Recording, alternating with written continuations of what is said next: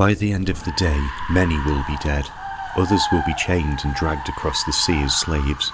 Their monastery will be stripped of gold and silver, and the attack will terrify all of Christian Europe. But right now, you're just a cold, exhausted raider trying to sleep on a longship. Another splash of cold water lands on your chest. That's too many to ignore now, and you're wet enough to stop you from falling back asleep. It's in the early hours of the fourth night at sea, and you still have no idea where you are. No one has sailed this far west before, and you don't know how much longer you'll be at sea before reaching somewhere you can land. As a Viking, you'll take any chance to go on a raid, better than breaking your back in the fields all summer, and hopefully much more profitable. It's not your turn to row again until dawn, so you try to wring out your clothes as best you can. Travelling in an open-topped boat from Norway is uncomfortable to say the least, but you get used to it. There's no covered space on the boat, so when it rains, you get wet, and when there are high waves, you get even wetter. But the journey isn't supposed to be comfortable, it's supposed to bring you riches and glory. Might as well get something to eat before your time to row comes again. Food on a journey at sea like this one isn't supposed to be nice. It's designed to be filling and high in energy. Meals were never hot on a longship, as there was no safe way to create a fire and cook. You have a sealable leather pouch for your food, because getting it wet is the fastest way for it to spoil. All the food taken on a longship would be preserved somehow, either salted or dried, because it's too risky to take fresh food on a voyage you don't know the length of. You swirl a few chunks of dried fish around in a little water for a while before washing them down with some ale. Hopefully there will be better food wherever you end up. You talk with the others for a while until it starts to get light. At least rowing might help you dry off a little, and it isn't as boring as just sitting there. The sun breaks the horizon, and you swap seats with one of the others. You get used to the hard work of rowing, but that doesn't make it fun. It's simply the cost of joining a raid like this one, and hopefully it won't be for nothing. A couple of hours later, the steersman at the back of the ship shouts something you didn't quite catch.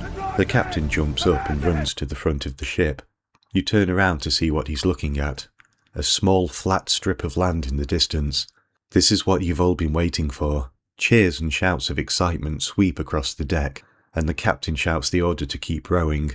The land is too far away to see what's on it, and you can't tell if you're going to land next to a huge and rich town or the middle of nowhere. But either way, you get to climb off this damn boat and walk around a bit. The weather clears up, and the scale of the land comes into view.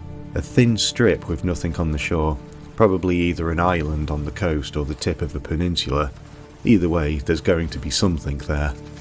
A short while later, you hear the captain shout out about a huge building in the distance. Perfect. We land on the quiet side, sneak across, and attack whoever's there. It's a bit too risky to get too close in the boats, as they are much easier to see from a distance, so landing on the quiet side it is. If the sails weren't already down, that would be the first thing to do.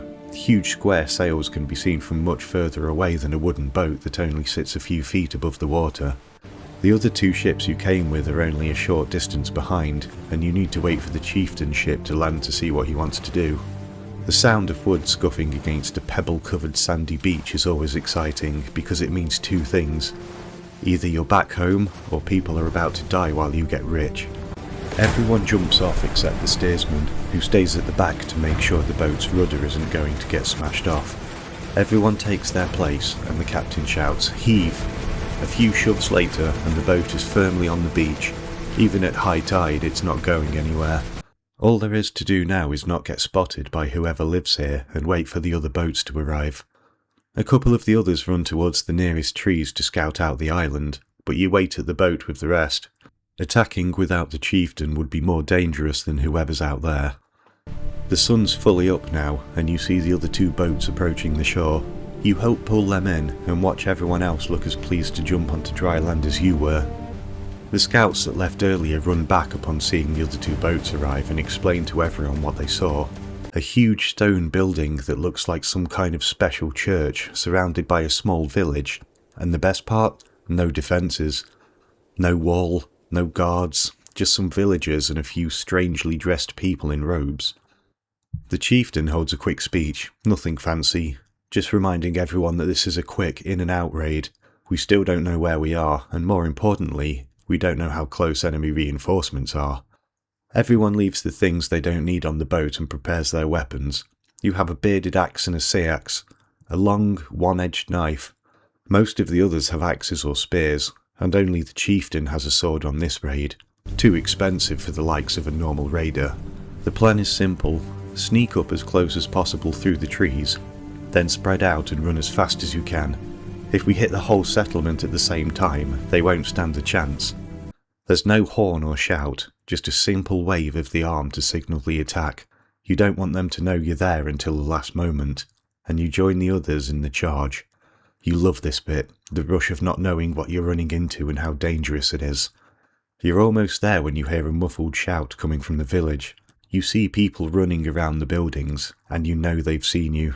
As far as you can tell, there are no military buildings in the village, and the few people you can see are no match for you and the others. There are about 50 of you on this raid, each one a trained fighter and hungry for glory. Coming to the edge of the village, you notice everyone has already fled, probably into the huge stone church you're looking forward to looting. You check one of the houses, and the others do the same. You don't want anyone with a weapon hiding behind you, but nothing.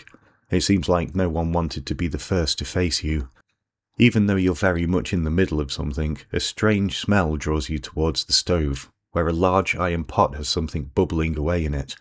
Piles of green herbs are next to the stove, and you taste a few. You have nothing like this in your village, and you wonder if these exotic spices would be worth anything back home. Suddenly, a bell rings from the large stone church and you run outside, axe at the ready. You see the others forming up in the area in front of the church and you run over. It seems everyone who got there in time locked themselves inside, and you suddenly realise the scale of what you're looking at. This is no regular church, and you've never seen such intricate design, such effort to please their gods. A scream breaks your amazement, and you notice not everyone is in front with the rest. A few of the others have gone into the buildings further back, where some locals were trying to hide. Nothing to worry about, though. If there's anyone here who's ready to fight, they are behind those huge wooden doors. The chieftain orders a shield wall to be formed in front of the door. As safe as it looks, you never know if it's a trap until it's too late. A handful of men are signalled forward, and they run to either side. One of them tries the huge looped iron handles, but it seems to be barred from the inside. You watch one of the men peek through the slit in between the doors before turning round to the others with a huge smile on his face. He pulls out his knife and pokes it into the gap before swiftly moving it upwards. The faint sound of a large piece of wood hitting the floor inside the church makes you realise the entire defences of this place are nothing more than a simple wooden door brace. The chieftain signals the shield wall to advance, and everyone makes ready. The men in front kick open the doors, and everyone braces for a possible volley of arrows, but nothing. As your eyes adjust to the dimly lit interior, you see a group of strangely dressed people in grey robes who all have a large, bald spot on the top of their heads. You guess they must be some kind of religious worker. Definitely not a threat to you and the guys anyway. Then you see it. A large, dim yellow cross sitting in the middle of an altar table. It looks like gold, but it can't be. It's too big. The others have seen it too. And a wave of surprise and excitement sweeps across every single man. The shield wall breaks without any orders being given, and everyone races into the church. One group charges towards the bold men in robes, and a few of them are cut down. Not a single one of them tries to defend themselves, but instead they hold out their cross-shaped necklaces, as if they expect them to protect them somehow. They didn't. You make your way over to the altar. That huge cross just can't be made of gold. That alone would make the whole trip more than worth it for everyone. Some of the others are crowded around it, and one of them bites into it, the softness test. A tiny tooth mark is made in the metal, showing it's as soft as gold, and combined with its weight, there is no longer any doubt. Shouts of excitement fill the room, and the others run around frantically, grabbing anything shiny.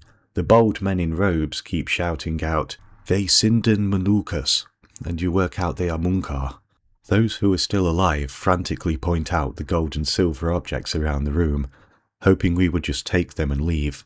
Some of the other Munkar put their hands together and seemingly talk to themselves. That isn't going to stop them from being tied up and taken with us. You keep hearing them say the word Minstra, and you realise this isn't just a normal church or place of worship, but something much more special. You've really cast the net straight onto the shawl with this raid. The group that attacked the villagers' homes behind the minster didn't find much. They meet back up with your group, carrying a few silver goblets and trinkets, but nothing compared to the massive wealth you found. Everything is shared out equally, after the chieftains decided cut, that is. Someone reminds everyone that the monks rang the bells upon your approach, and your happiness is suddenly interrupted by the stark realization that a response force could be on its way. You run across open ground with the others in the most direct route to the boats, and not a single person can be seen coming after you. The munkar you captured is slowing you down a bit, but a quick jab with a spear speeds things up again. You reach the boats and throw everything inside. There's a good chance no one on the mainland will know you've been there for a couple of days yet. Some of the munkar sob as they are forced to sit at the back of the boats, and the treasure is wrapped in cloth and put into a communal box in the centre next to the mast. The men line up and push all 3 boats back into the sea at the same time. Not only did you just pull off a once-in-a-lifetime raid, but the wind is now strongly blowing in the direction of home. Those on rowing duty waste no time in taking advantage of the wind, and all 3 boats fly across the water. Even though everyone is cold and tired, the men's faces are all glowing with thoughts of becoming rich when they get back home. The sun is going down now, and you're only on rowing duty for the first half of daylight, so you sit back against the side and have another look in your bag for something to eat. Nothing left but dried lamb and hard bread. You don't know it yet, but this small raid will become famous across Europe. The year is 793, and the place you just attacked is the monastery of Lindisfarne.